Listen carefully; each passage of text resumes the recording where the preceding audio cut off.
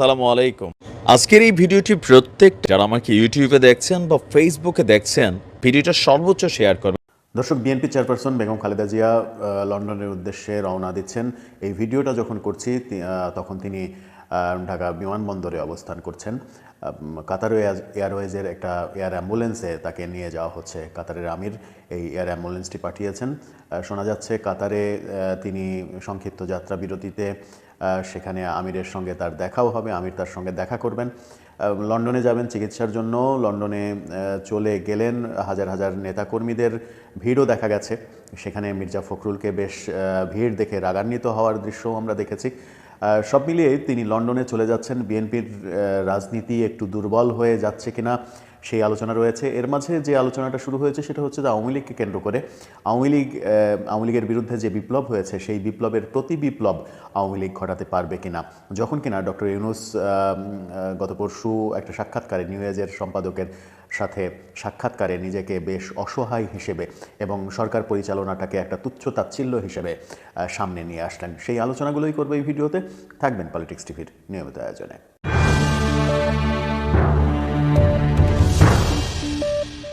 দর্শক, বলছিলাম খালেদা জিয়া চলে গেলেনই বলা যায় বিমানবন্দরে। এই ভিডিও যখন আপনারা দেখছেন কিংবা সময় গড়াবে ততক্ষণে তিনি আকাশে থাকবেন, উড়ে যাবেন লন্ডনে। কাতারের আমিরের সঙ্গে তার দেখা হবে। লন্ডনে তিনি যখন চলে গেলেন তখন বিএনপির রাজনীতি এক ধরনের দুর্বল হয়ে পড়বে কিনা সেই আলোচনা কিন্তু রয়েছে। 7 তারিখে তিনি যে যাবেন সেই ঘোষণাটা অনেক আগে ছিল। যাই হোক, অবশেষে আজকে গেলেন। বিএনপির রাজনীতি নিয়ে তাই আলোচনা। বিএনপির ভারপ্রাপ্ত চেয়ারম্যান তারেক রহমান লন্ডনে অবস্থান করছেন, খালেদা জিয়াও লন্ডনে চলে গেলেন। বিএনপি এক ধরনের নেতৃত্ব শূন্য হয়ে গেল, আনুষ্ঠানিকভাবে দেশে নেতৃত্ব শূন্য হয়ে গেল। যদিও বিএনপির নেতৃত্ব লন্ডনে বসে থেকেই তারেক রহমান দিচ্ছেন, তারপরেও তারেক রহমানের ফেরার পথে কিন্তু বেশ কিছু অন্তরায়ী ঘটনা এরই মাঝে তৈরি হতে শুরু করেছে। তাই বিএনপি রাজনীতি নিয়ে নানা রকমের আলোচনা হচ্ছে। তারেক রহমানের চাঁদাবাজির 4টা মামলার বিরুদ্ধে যে মামলাগুলো হাইকোর্ট বাতিল করে দিয়েছিল সেগুলোর বিরুদ্ধে সরকার যখন আপিল করলো তখনই এক ধরনের স্পষ্ট ইঙ্গিত আসলো সরকারের পক্ষ থেকে যে সরকারের হাতে যেহেতু মামলা রয়েছে সেহেতু বিএনপি যদি সরকারের বিরুদ্ধে অবস্থান গ্রহণ করে তাহলে সেই মামলাগুলোকে সরকার খুব সহজেই কাজে লাগাতে পারবে। অনেকটা ওই ট্র্যাডিশনাল পলিটিক্যাল সিস্টেম, যে সিস্টেমে দেশ চলে এসেছে বিভিন্ন সময়, বিএনপির সময় বিএনপি, আওয়ামী লীগের সময় আওয়ামী লীগ, ঠিক ইউনূস সরকারও যেমন তেমনটাই ওই পলিটিক্যাল স্টাইলে সরকার পরিচালনা করার এক ধরনের মুভমেন্ট মনে হচ্ছে। বিএনপি নিয়ে যখন এই আলোচনা হচ্ছে তখন আওয়ামী লীগ তাদের বিরুদ্ধে যে বিপ্লব হলো, বিপ্লবের পরিণতিতে 5 আগস্ট তাদের যে সরকারের পতন হলো গত বছর, সেই বিপ্লবের প্রতি বিপ্লব তারা করতে পারবে কিনা সেই আলোচনা কিন্তু চলছে। নানাজন বলছেন আওয়ামী লীগ প্রতি বিপ্লব করতে পারবে না, আবার বেশিরভাগ জনই বলছে ইউনূস সরকারের যে ব্যর্থতা সেই ব্যর্থতার ফাঁক গলিয়ে আওয়ামী লীগ প্রতি বিপ্লব করে ফেললেও অবাক হওয়ার কিছু থাকবে না।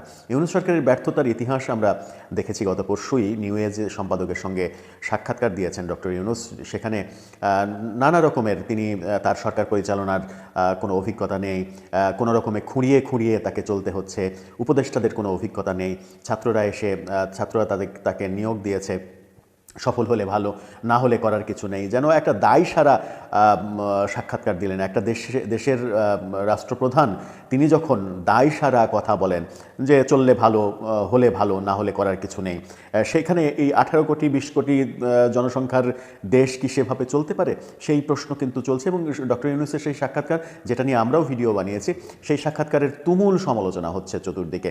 বিশেষ করে তার ওই দায় সারা মন্তব্য, দায় সারা কথাবার্তা নিয়ে বেশি আলোচনা হচ্ছে।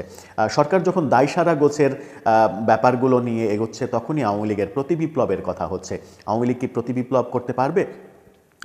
আওয়ামী লীগের কর্মকাণ্ড দেখে মনে হচ্ছে যুক্তরাষ্ট্র থেকে এক ধরনের সহযোগিতা পেতে যাচ্ছে আওয়ামী লীগ এবং শেখ হাসিনা। বাইডেন প্রশাসনের শেষ মুহূর্তে এসেই সেই সহযোগিতার ইঙ্গিতটা স্পষ্ট হয়েছে। ডোনাল্ড ট্রাম্প আসলে যে সহযোগিতাটা আরও বাড়বে এটা স্পষ্ট এখন বলা যায়।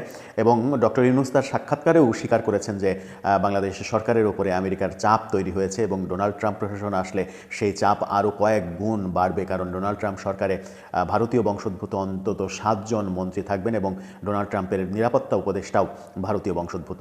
সুতরাং ভারতের প্রধানমন্ত্রী নরেন্দ্র মোদীর সঙ্গে ডোনাল্ড ট্রাম্পের যে দহরম মহরম সম্পর্ক, সেই সম্পর্ককে কাজে লাগিয়ে আওয়ামী লীগ সেখান থেকে বেনিফিটেড হওয়ার চেষ্টায় এখন পর্যন্ত রয়েছে। আওয়ামী লীগের লবিস্ট ঠিকঠাকভাবেই কাজ করছে। ডোনাল্ড ট্রাম্পের অফিসিয়াল এক্স হ্যান্ডেল থেকে প্রায়ই নানা রকমের পোস্ট আমরা দেখতে পাচ্ছি বর্তমান সরকারের বিরুদ্ধে এবং আওয়ামী লীগের পক্ষে।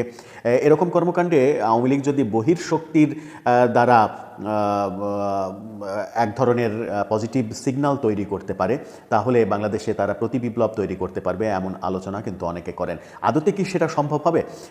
বর্তমান বাস্তবতা কি বলে? যখন বৈষম্যবিরোধী ছাত্র আন্দোলন নতুন দল করছে, নতুন দল নিয়ে তারা ভাবছে ফেব্রুয়ারিতে তারা নতুন দলের ঘোষণা দেবে, সেই নতুন দল নিয়েও নানা রকমের কথা রয়েছে। সরকার তাদেরকে সহযোগিতা করছে, কিংস পার্টি হচ্ছে কিনা।